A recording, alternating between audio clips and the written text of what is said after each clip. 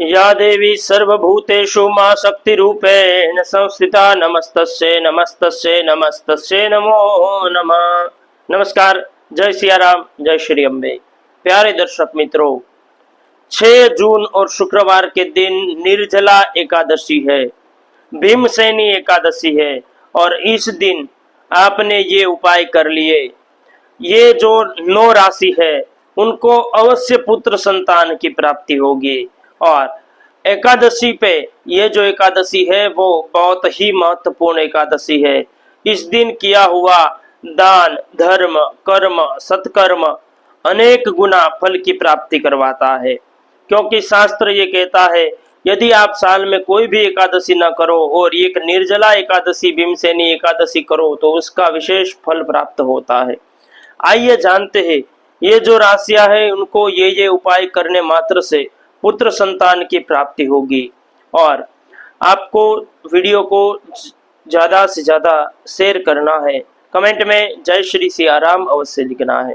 प्यारे दर्शक मित्रों, जिनको पुत्र संतान नहीं हो रही है, पुत्र संतान में समस्या बन रही है, आप ट्राई कर रहे हैं पर गर्भ गिर जा रहा है, भगवती की और भगवान विष्णु की कृपा से अवश्य आपको पुत्र संतति होगी। और निर्जला एकादशी के दिन आपको क्या क्या करना है सारी बातें बताता हूँ, बिल्कुल ध्यान से सुनिए।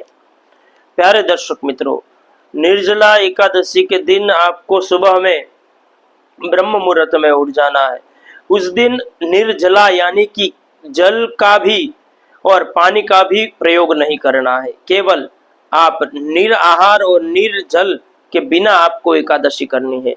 इस दिन आपको भगवान विष्णु की माँ लक्ष्मी जी की पूजा करनी है, पंचोपचार पूजा करिए और लड्डू गोपाल की पूजा करिए। भगवान श्री कृष्ण को नए वस्त्र, अलंकार आदि पहनाइए, उनका स्नान आदि करवाइए, दूध पंचामृत से स्नान करवाइए, उनका अभिषेक करिए और भगवान को नए वस्त्र, मुकुट इत्यादि सब लड्डू गोपाल को पहनाइए। लड्डू गोपाल को भोग में माखन मिश्री का भोग लगाइए और उनका आरती कीजिए। फिर प्रसाद कुछ हो तो प्रसाद आप रखिए और प्रसाद आसपास में बांटिए एकादशी के दिन।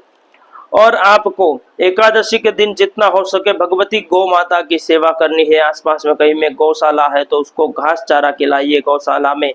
और भगवती गाय की पूजा सेवा अवश्य करनी है एकादशी के दिन। उसके बाद में वो गाय का दूध हो, वो दूध लेके आपको शिवालय में भगवान शिव के पास जाना है, भोले बाबा पे दूध का अभिषेक करना है और ओम नमः शिवाय की एक माला का जाप करना है। और भगवान शिव पे बिल्व पत्र चढ़ाने हैं। भगवान शिव पे बिल्व पत्र चढ़ाइए और दूध चढ़ाइए। भगवान शिव से कामना करिए कि हे मेरे महादेव, हमें पुत्र संतान की प्राप्ति हो, ऐसी आप कृपा करिए। और चढ़ाया हुआ एक बिल्व पत्र अपने घर में लाके रख दीजिए। अपनी जो तिजोरी है, जहाँ पे आप अलमारी हो, जहाँ पे आप पैसे रखते हो, वहां पे रख दीजिए। घर में धन धान्य का भंडार भरा रहेगा। भगवान शिव कृपा करेंगे और पुत्र संतति की प्राप्ति होगी। प्यारे दर्शक मित्रों, एकादशी जो है अपने आप में श्रेष्ठ है। उसमें भी निर्जला एकादशी यानी कि साल में एक ही बार आती है।